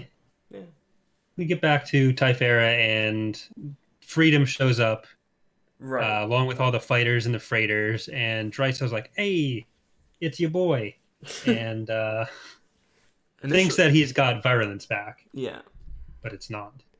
Yeah, and initially, I don't think he even realized that the freighters aren't friendly. I think he just thinks they're moving Bacta. Mm-hmm. They're kind of mixed in at first, but then they start locking missiles. Yeah. But, yeah. So we get a situation where it's basically... I kind of like how the Super Star Destroyer battle goes down. I didn't like it last time I read it, but this time I kind of did. In this book, especially, shields work where you can pound away with them in missiles, lasers, whatever, and then if you manage to overwhelm the shield, it's not like the entire ship goes down. Rather, you create a small hole. Then you can do further damage. So you've got a couple squadrons of fighters, and actually only the rogues have torpedoes because the ships used by the what's it called, the Twi'leks do not. So they're kind of slowly, very slowly ripping away at the Super Star Destroyer, and then it turns out that all these freighters are loaded with missiles too. But even still, the thing is just so tough that it's like being slowly whittled away. Like they'll break through the shields, they'll take down a few turbo laser batteries, they'll like basically destroy the entire front of the ship, but it's still kicking until the very end of the battle. Yeah, even when Freedom shows up, basically their strategy is that they're going to wipe out the weapons on one side first and try to stay more on that side. Very Empire at War strategy. So many weapons that they can't do everything at once. Yeah. And so they've also got they still have that little frigate helping them, and then they have the first Star Destroyer. Valiant. Yeah. Chasing around the engine, shooting at the engines. Yeah, fair play. And so one of the main, I guess, tactical mistakes that the LUSANKYA does is they don't want to destroy the Freedom, they want to capture it again. So he just hits it with ion blasts, and the Freedom ends up re-entering the battle once its shields recharge. Yeah, there's actually, I think it was a really good scene with Seryanka during the battle, where they kind of go on, and the rest of the crew, the Freedom's like, yeah, do we really want to be here? We're not being paid enough for this. And he's like, yeah, we can't exist in this galaxy unless we take down the ship. Yep. This is our buy-in to the New Republic. Yeah, if we don't kill this big beast, it's gonna, But it really is like, it's kind of feels like, the rogues don't take, I guess, any losses really, because the way the TIE fighters are coming out, even though can you hear me? Yeah, sort of. Sorry, I lost internet again there for a second. Yeah. Okay, it seemed to be good. Yeah. You're not cutting out? Yeah. Sorry, what was the last thing I said that you heard? We were talking about how Wedge and Tycho were finding supplies. Oh, yeah, back then. And Corrin having a very emotional moment thinking of his daddy. We were talking about how they were staggered, like the Thyferra Home Defense people were staggered. Oh, yeah. Out. So basically they're just manageable fighters and slowly picking away at this like behemoth of a Star Destroyer. Are you there? Yep. Okay. I thought I lost you for a second. Please. But there is one loss that they kind of have, where Noir Ven gets blown out of his X-Wing and he loses his leg, but I don't think anyone gets anywhere near that damage other than him. That's when like Arisi's fighters kind of, because she's got that elite squadron of like people who aren't totally crappy. And I think it's one of them that vapes his ship. Basically, the climax of the battle, Wedge isn't getting a response from anyone when he's giving orders or saying what he's doing. Mm-hmm. So he's assuming that everyone's dead, even though they're mostly just very occupied. Mm-hmm. So there's a few minutes of like thinking it's going to be, he's just going to be going out in a blaze of glory. But Virulence shows up and he thinks he's Joak Dryso. Yeah, Wedge thinks it's over. Joak Dryso's like, we got this now. But it turns out Booster had taken it over, crewed it with his own guys, and shown up all in the space of, it probably would have been what, like 2 hours that they had to do that? Yeah, because it wouldn't have been long. Based on the travel times, because the SSD is a bit slower. And if you think about it too, isn't it like a 2-day travel time or something? I think they say LUSANKYA takes 12 hours to get there. So not that far, but... Or is it 12 hours or 12 hours more than the fighters to get there? I don't remember, to be honest. I think it's 12. Because I remember them saying at one point that the whole thing should be done in like 60 hours or something. Yeah, and Dryso is thinking that they're going to get all the fighters that they left behind at Yag'Dhul. Mm-hmm. But instead, Wedge sees the A-Wings flying and like, wait a minute, the Empire doesn't use A-Wings. Yeah. And it turns out it's Pash Kraken. Very, very fortunate, it turns out, because... At the beginning of the book, it's actually Pash who helps them get the station and helps them hide it as well. And his A-Wing squadron, which he's kind of reverted back to, we talked earlier about how he was just so good, so he had to join Rogue Squadron. Well, he's back. It turns out that they were in the area and they got ripped out by Booster's interdiction field. You hear me? Yep. Okay. Sorry. So yeah, they got ripped out by Booster's interdiction field, and they basically, once they appear, the battle's basically over. Yeah, it's all just clean up from them. There's a really good scene between Wedge trying to get Joak Dryso to surrender. Yeah. There's a point where Dryso is thinking he's going to ram Thyferra with the LUSANKYA, which is... admittedly would have been a disaster. Well, it's kind of funny considering how the LUSANKYA gets destroyed eventually. Yeah, true. Where it's ramming Yuuzhan Vong world ship. Yeah. So just like with the Errant Venture getting tractor beams in another book, LUSANKYA does actually get to ram something. Yeah. She goes out in a blaze. And funny enough, too, that actually, in that case, I'm pretty sure before they ram the LUSANKYA, they give all its guns to the Errant Venture. Or they give some of its guns. They distribute a lot. I don't know if it all fit on the... well, not all of them.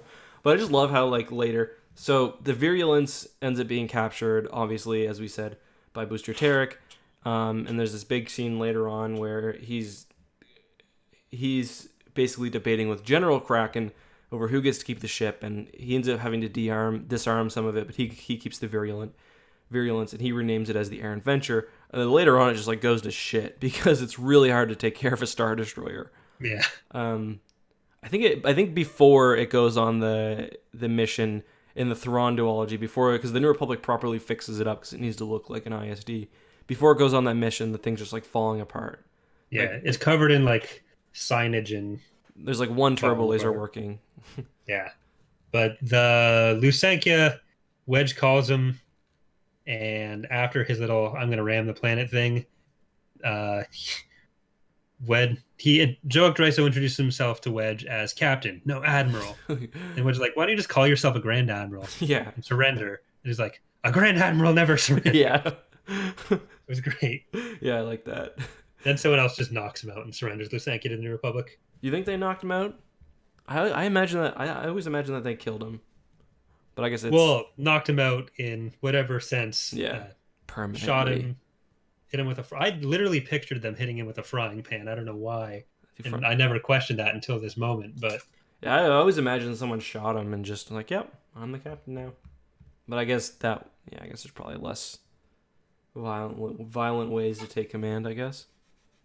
No, he definitely gets shot. 100%. And then there's no way he survived. And then they're like, yeah, they end up giving up the ship, which is crazy because, remember, her defense force had 4 ships at the beginning: the Corruptor, the 2 Star Destroyers, and LUSANKYA. The New Republic or Booster makes off with all but the Corruptor, which they destroy. Yeah, it ends up really well. Like, this is the most efficient military operation the New Republic never did, right? Yeah. Yeah. Do you have anything you want to say else about the battles of Yag'Dhul or Thyferra? No, I think that covers about all of it. Mm-hmm. Well, Corran gets to kill Arisi. Which was a nice little segment, but it's nothing too interesting. Yeah, it's very, like, he talks about how it's kind of unsatisfying because he just chases her down and just kills her. Like, he just shoots her and she crashes into a moon. And she's just gone. Yeah. It's very anticlimactic. Even though the New Republic does get LUSANKYA, they don't fit and use it. There's a medical station, a medical research station for a while until Dark Empire is like, hey, maybe we need some of these bigger ships too because they have 1,000 of them. Mm-hmm. Yeah, and then it kind of fights warlords with during the Arinda campaign or whatever. Was that LUSANKYA or Guardian? It was both. They captured later. Yeah, it was both. It was both. Yeah. All right, I'm back. Sorry about that. Yeah, no problem. I don't know what's going on with my internet. But yeah, so you're right. It does basically just sit in, pops out of Coruscant, has a little bit of action, gets really badly. I guess I didn't realize how badly it gets hammered, but it's basically the entire thing's almost slagged. Yeah. To the point that if the Isard clone, which we haven't mentioned yet, hadn't removed all the prisoners from the LUSANKYA, then they all would have been like jetted into space. Yeah. Because the whole area lost atmosphere. Yeah. Dude, and then, so ultimately, the main thing that was driving Corran, which was, saving Jan and the other prisoners, he doesn't get to do in this book. Yeah. The the whole thing with this Ard that happens is kind of wonky here, where she steals Fleury Voru's shuttle that he's going to use to get away with, but maybe not. Yeah. And then Tycho and Corrin blow her up, but actually they don't. Yeah. Who's actually on the shuttle? I don't remember that. We were discussing before. Yeah, I couldn't remember if it was her or her clone that was on the shuttle. But Isard's not actually dead. She'll show up again later. There was a clone of Isard that comes up in other things that we don't find out about in this book. Yeah, we'll save it. Yeah. There's a book called Isard's... We'll talk about that later. There's a book called Isard's Revenge, so, you know. Yeah, well, she's coming back. But I guess it's just the negotiations for virulence and the wedding that we've got to cover. Right, so... Well, there is a moment, too, where... Because Booster and Corrin, you know... Corrin thinks that Booster doesn't like him because... This book has very sloppy exposition... with Wedge basically just says exactly what's going on, and like he'll have these long ass monologues. So Corrin and Booster are getting into a fight that's kind of been brewing for a while, with Booster insulting Coruscant, you know, Corrin's old job basically in his life, and Corrin insulting Booster's life, and then Wedge comes in with like a 30-minute long soliloquy about how, listen, you guys just both understood. This isn't your fight. You know what? Corrin's one of the best dudes I ever saw. Blah, blah, blah, blah, blah, blah, blah, blah. And it's like, you know, man, like Wedge is the ultimate bro at this case. So Corrin kind of mends the relationship a little bit, and then he eventually also proposes to Mirax, and then she tells Booster, her dad, he's not too pleased. But he's not exactly... I wouldn't say he's not pleased with it. He's just very surprised. And then... they get married. Well, he's angry at the engagement. They decide the way to reduce his anger to make it as short as possible and get officially married by Wedge as the captain of LUSANKYA. Yeah. Do we ever get a full wedding? Because they do say that like a proper wedding is coming. Star Wars is weird with weddings. Like there's like a couple of cases where like Han and Leia got married. Like that event happened multiple times. Yeah. Luke and Mara got a specific comic for it. Yes, I remember. Could get some. I guess if you don't get a comic, it's not an official wedding. Yeah, lots of Rogue Squadron faces in that comic. Winter's in it, Tycho's in it, obviously. Face. Yeah, it's just great. But yeah, so they get married, and then Booster's like, well, he was. I saw him as a Coruscant guy, but the Rogue Squadron gets kind of brought back into the New Republic, and he's like, but now he's a rogue, so it's okay with me. If only we had met in the 20 minutes before the book when I actually met him, everything would have been fine. Yeah, he wouldn't have. Is the implication there? Yeah. So clear horseshit, trying to save face, but then he also wants his Star Destroyer. So we get some obscure space law discussion about who owns what, and eventually they're talking with Aaron Kraken, the director of New Republic Intelligence, who's apparently got the authority to make this deal. And yeah, seriously. So they just decide that the fair way to do it, rather than risk having Booster out there with a fully armed ISD, give the weapons from the virulence to the Freedom, so they can refit it after it got like absolutely demolished by LUSANKYA. Yeah.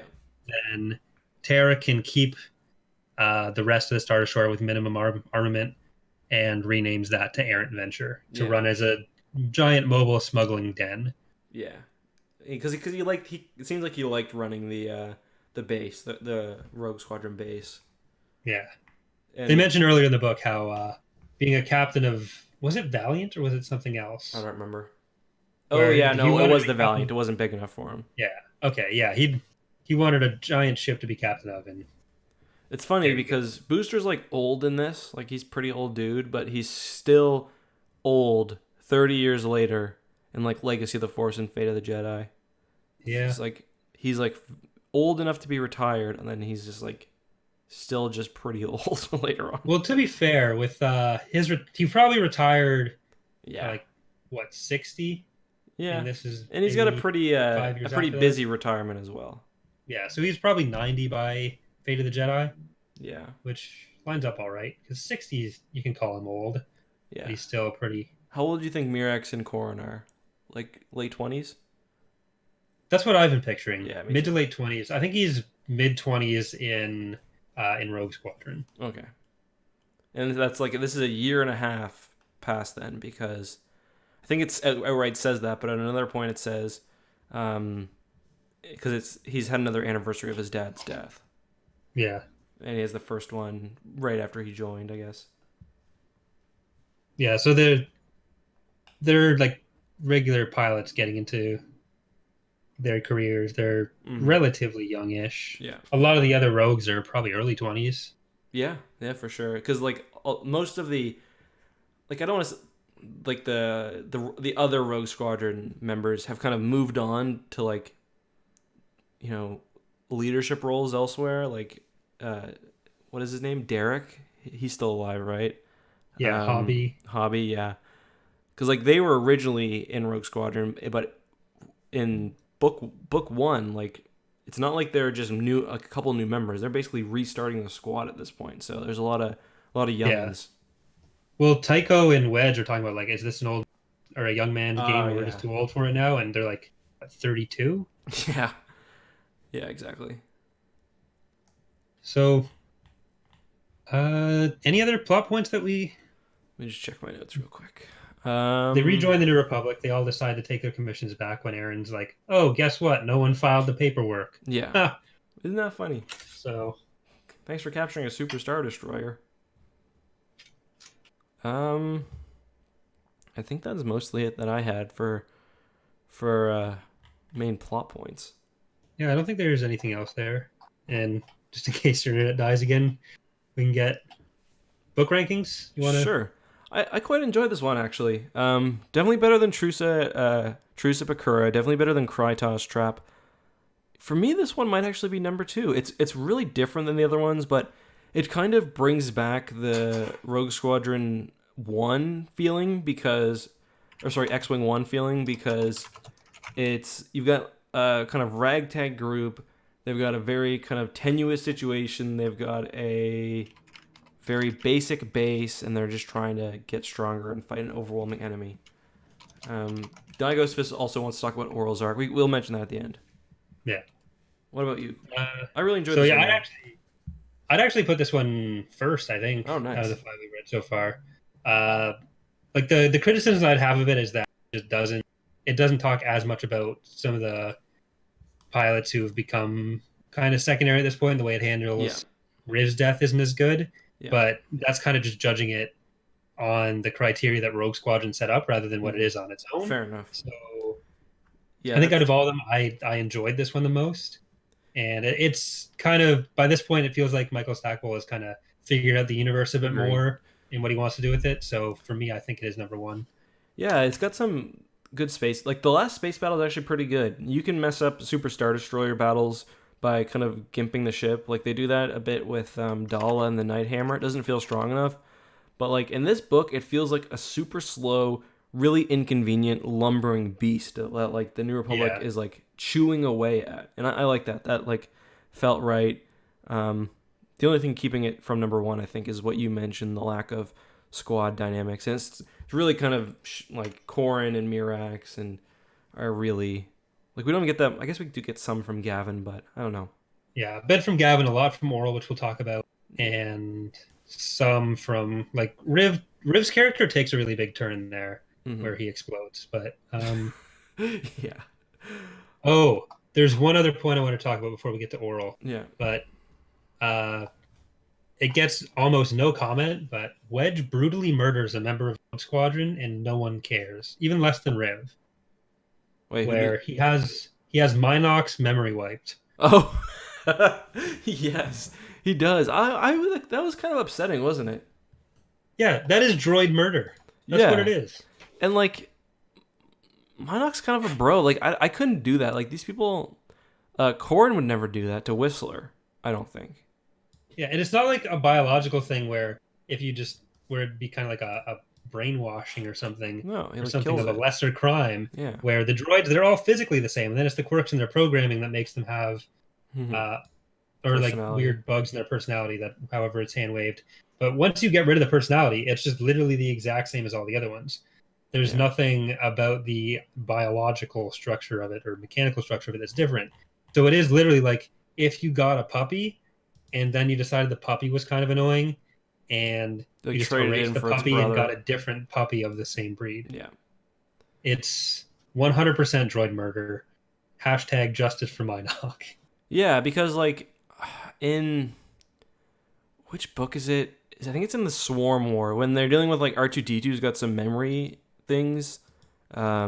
He's got memories of Padme, yeah. Yeah, and like Luke almost doesn't do it because he's worried that he might erase his memory, which like he backed it up, but the droid would basically be like dead.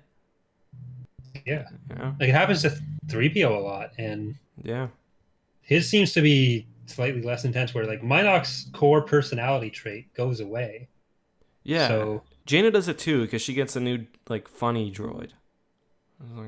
Just absolutely disgusting. But Oral, back to happier topics. Yeah, Oral's actually one of my favorite Squadron members. He's a pimp in this book too. He's the best. Yeah, he's better than Bror. He's better than Corrin. Way better than either of those. I think they say he kills like 6 fighters in like one of the last waves. Yeah, there's a slow progression throughout the books of like Corrin being significantly impressed by things that Oral's doing. Yeah. So yeah, like he can't even keep up with him at one point. I wonder whether that's because he's being kind of shadowed by his So Oral is being shadowed by these 2 representatives from his species, the Gand. They've got these weird things where it's like ego-based almost in a way, where if you're a Gand without many achievements, or if you're ashamed about something, you'll refer to yourself by your family name. If you're more famous, you can use your first name. If you're in a really shameful moment, you might just call yourself Gand. But if you're like a legendary figure that everyone in your species should know, you can refer to yourself as I or me or whatever else. So Oral's got this group. I don't remember what they're called. They're basically it's basically genuine, but spelled differently. They're basically evaluating him to see whether he's reached that point yet, and he has at the end of the book. We are to chronicle Krieg's existence and criticize. It's a great honor. Yes. And Oral just seems annoyed. Yeah, and Corrin is just like at the bar, just like. Yeah, so it's like I think the hierarchy goes like Gond, then Krieg, then Oral, and then now at the end he can call himself I. Yeah. And Corrin's like, oh, you must think we're all really arrogant if we're always walking around calling ourselves I. Like, nah, I just know you're idiots. Then he walks away, probably like.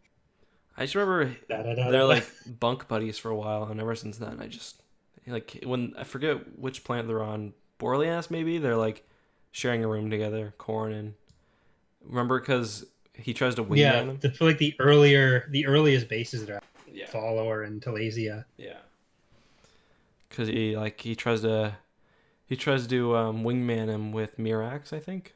Yeah, he's like I got a free bed. The only thing I took out of X-Wing #1. But did he establish why he had a free bed that night? Because maybe he was off doing his own stuff. Yeah, he lost his arm, remember? Yeah. Oh, was that when he was in the back there? Yeah. I thought he was... Remember you made the joke about how he actually meant you could spend the night with him in the Bacta tank. Right. I did say funny things. Yeah. One other thing I wanted to bring up was Corrin mentions a few times how like Luke is like sending him Jedi leaflets the whole time, and I'm just picturing like being on this Luke Skywalker Jehovah Witness spam email chain that he's getting. Did you know the Jedi once had a base at Ossus? Reply stopped for. He's like stop. He's like you just resubscribed to Jedi Facts. Did you know the Jedi had a ship that they used to teach people on? Did you know there's a Jedi spirit inside the eye of Palpatine?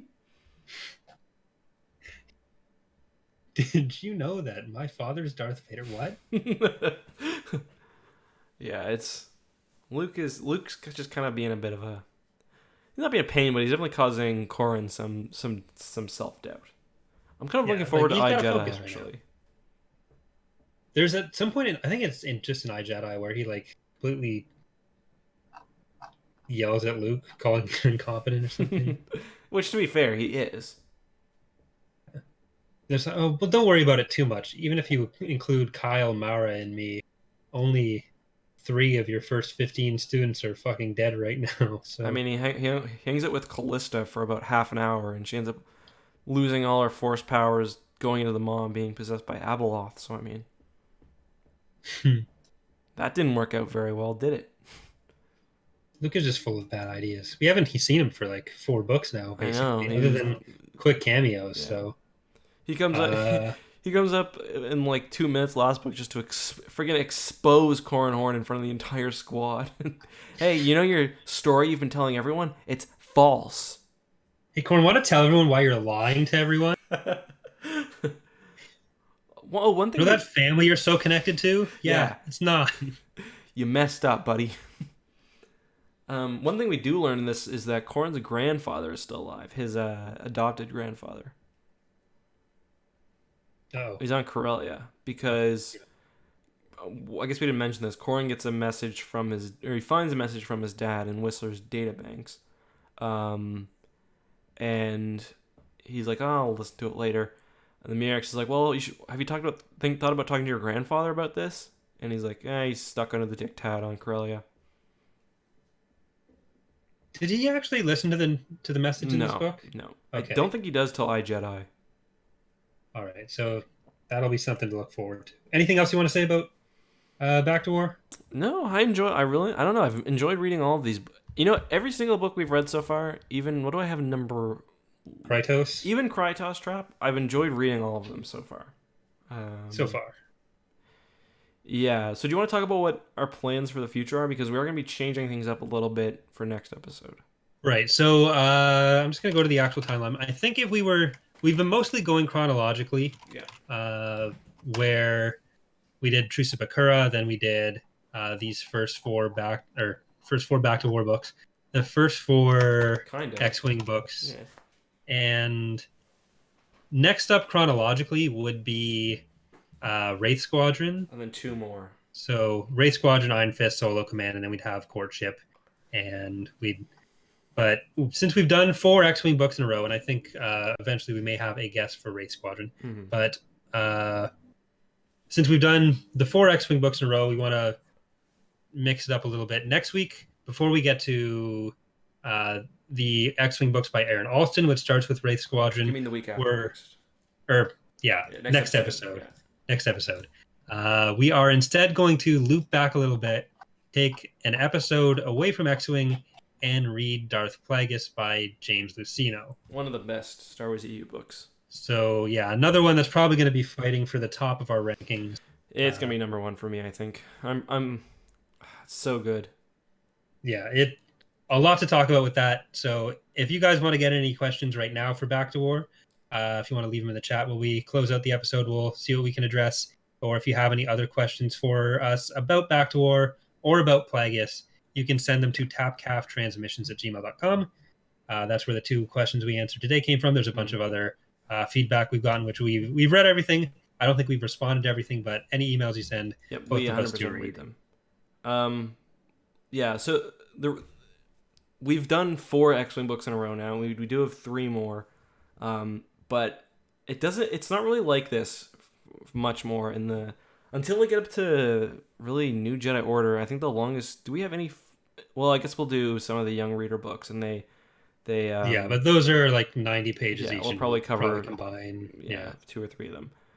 But most other series are just 3 books. Some are 2. Are there any that are longer? Let me just pull up my EU timeline. But yeah, so if you feel like this is kind of dragging a bit, if you're not into X-Wing as much, like, don't worry. We'll be out of it soon. I mean, I've been enjoying it, so if you don't enjoy it, we'll be out of it soon. But if you do enjoy it, well, we still have 3 more episodes, and then we've got more X-Wing much, much later on. Yeah, so I think the plan will be we'll do Darth Plagueis, then we'll come back for Wraith, Iron Fist, Solo Command. Then we might take another break and jump back between Solo Command and Courtship. Then there's a bunch of standalone stuff. Then we get Thrawn Trilogy. Yeah. So. Yeah, and if you've never read the Thrawn Trilogy, obviously you need to. But I do think it makes sense. There's not really a lot that fits in. For example, we talked about reading Death Star before we read the Callista stuff because it gives some background on Dala. So, like, if you guys have any ideas of when we should hop back or kind of hop sideways, like if there's a Tales of book that would fit really well or something like that, like, let us know. What I think could actually work is if we do Plagueis, we come back for Wraith Iron Fist Solo Command. Mm-hmm. Then before, whenever we do the Thrawn trilogy, we could do Outbound Flight. Yeah, I was thinking that too. The other thing about Plagueis is it's got so many good EU references, like, but yeah, especially it's like a big compendium of Sith knowledge. Yeah, but even like it's got what's his name? What's Palpatine's advisor? Not his advisor. His I can't remember his name. What's the guy from Outbound Flight? What's his name again? Kinman Doriana? Yeah, Kinman Doriana is in Plagueis, isn't he? And he's in like nothing else. So it's a nice kind of like it's a, for an expanded universe, it's like a masterpiece almost. Mm-hmm. So we're got a lot to look forward to. At some point, I'd like to do Shadows of Mindor as well because we kind of skipped that because it's a weird one. We can go back to that. It's a weird book, but kind of wanted to get the general basis for the podcast set up before we go too deep into the weirdness. Yeah, could be cool to do like one of the early kind of Old Republic stuff before we do the Jedi Academy trilogy too. Yeah, and of course we mentioned we'll do some comics. I mean, we can't do Rogue Squadron comics because there's just so many of them. But like, and it'd be rehashing a lot of what we've already done. Yeah. So, but we mentioned we will do probably Dark Empire at some point. I mean, chronologically, I assume. Is there anything coming up that you're really excited for, Corey? Book-wise for that, I mean, Thrawn trilogy and Outbound Flight. I think good. For a while, Outbound Flight was my favorite Star Wars book. It might really still be. Good. So, like, I think that's where Timothy Zahn really figured out what he wanted Thrawn to be, and that kind of ties together so much from what the Empire is supposed to be, like what the justification, at least in Palpatine's mind, for what he was doing was, instead of just being, I want to be Captain Evil, McBad guy. So that's really what I'm looking forward to. For me, it's New Rebellion. I don't know if I've ever read that book all the way through. I bought a copy, and I've got some memories of some stuff that happens, but I really don't remember much of it. So, kind of excited for that. Especially because it's, like, the era that I like, too, so. I don't know that I've ever read anything about New Rebellion. It's like, I know it's Kueller, right? Yeah. So, yeah, it's pretty big blind spot for me. So. Yeah, so that'll be good for both of us. Survivor's Quest 2 is a really good one. Yeah. Which is... That's the thing, when you read the Outbound Flight first, you kind of lose some of the kind of intrigue and stuff that we get just kind of naturally. But any chance of doing some of the source books for lore stuff? Like, I'm sure as we get more into substantial the novels, we'll possibly like throw in some episodes of just topical overviews, which could involve some of that. Yeah. But there's a lot of opportunities for us to change up the format or throw in extra episodes, because with that kind of thing we wouldn't necessarily have in the space of 2. That's kind of why it's a every other week thing, because we have to fit in reading the books around everything else we're doing. Whereas if we do a topical one, if we're just going to be talking for an hour, that would be an opportunity for us to have another episode thrown in there. So I think that would be how that would but